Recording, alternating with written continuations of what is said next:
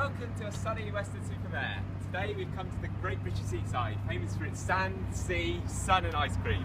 But today here we're discussing macromolecules and the impact that polymers have on the Great British Seaside.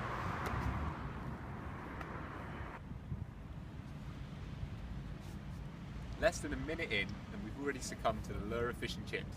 However, this is perfectly justifiable research when you consider the polystyrene chip box is actually a class of macromolecule called a polymer. But what is a macromolecule, I hear you asking? Well, according to Oxford dictionaries, a macromolecule is a molecule containing a very large number of atoms, such as a protein, nucleic acid, or synthetic polymer. So, all polymers, including our polystyrene, can be classed as macromolecules. Consulting the Oxford Dictionary again informs us that polymers are substances which have a molecular structure built up primarily of repeat units. These individual repeat units are known as monomers. So these monomer units are bonded together to form a polymer chain, and this chain itself is a macromolecule. The whole concept of monomers and polymers is often easier to visualise. If this chip fork represents a monomer unit, with the pointed and smooth ends, each representing a different functional group, then we can easily make a step growth polymer by linking various monomers together through condensation reactions. Many polymers are formed in this way, including polyamides like nylons.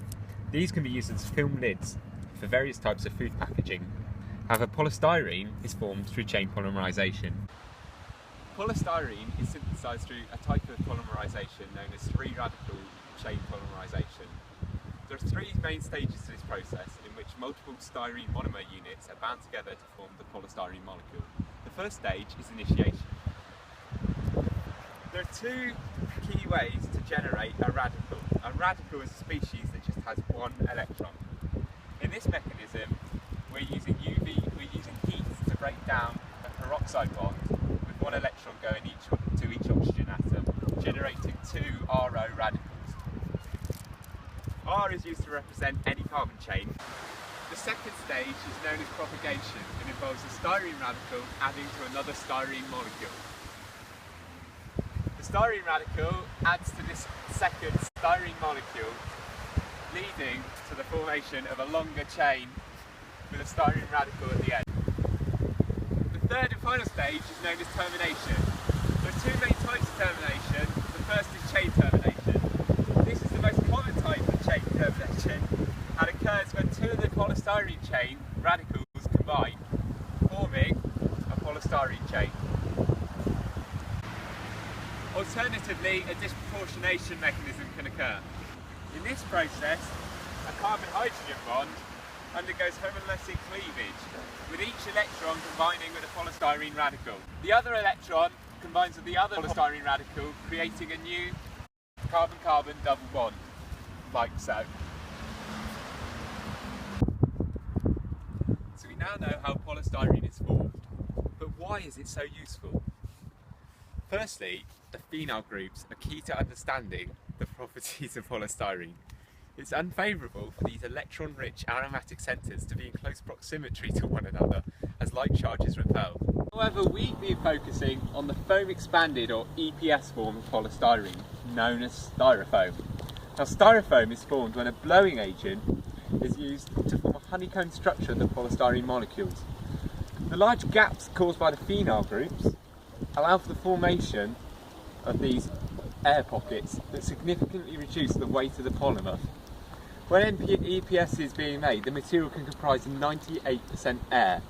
This, combined with the steric interactions of the phenyl groups that prevent the carbon-carbon backbone of the molecule rotating, lead to a rigid and lightweight material ideal to be used as food packaging. But all of this comes at an environmental cost. Styrofoam is non-biodegradable and is completely resistant to photolysis. This means that styrofoam will not break down naturally in the environment, even when exposed to high energy UV radiation. Combined with the fact that styrofoam comprises of 98% air, so floats on water, and you have yourself a marine disaster waiting to happen. However, some studies have recently shown that polystyrene may actually decompose slightly when it reaches the tropical coastlines. This releases some of the polystyrene chains from the honeycomb structure into the sea, so our waste may break down after all. Surely that's great news. Yet this may be catastrophic news, as styrene derivatives are now being described as possible carcinogens, and these carcinogens may end up entering the food chain. If that wasn't enough, styrofoam is constructed from styrene monomer units. These monomer units are sourced from crude oil or natural gas, making polystyrene a finite resource. Yet we still use this polystyrene at an alarming rate. In Hong Kong, it's estimated that 135 tonnes of polystyrene enter landfills each day. So what solutions exist? Perhaps the most obvious answer is to recycle the polystyrene that we already produce. The main issue being that polystyrene may be contaminated with grease prior to it being reformed. It's this contamination risk that prevents the recycled polystyrene being economically viable to be reused in food packaging, as it must be sterilised prior to recycling. This significantly reduces the appeal for companies to recycle the polystyrene, but it doesn't reduce the demand for polystyrene cups or plates. It's this issue that has led to diminished polystyrene recycling programmes, many local authorities refusing to recycle it, such as North Somerset Council's polystyrene policy, and they do not take polystyrene, as you can see right there. An alternative solution may exist in the form of biodegradable or photodegradable polymers. So according to Oxford Dictionaries again, biodegradable is a substance or an object that is capable of being decomposed by bacteria or other living organisms, and photodegradable is capable of being decomposed by the action of light, especially sunlight. So it's a combination of these degradable technologies that seems to be most effective at the moment. Now, Simply Environmental Technologies have combined these techniques into an alternative substance called D2W. Now, this mysterious D2W metal salt, we've got the advertising material for here, can be added to polystyrene resins during the manufacturing process. When heated or exposed to UV light, the D2W slowly starts to oxidise the molecular chains, breaking the polymer apart. When the chain fragments have a molar mass below 40,000, they're described as water wettable, and this now means they can be broken down by microorganisms such as bacteria and fungi into carbon dioxide and water.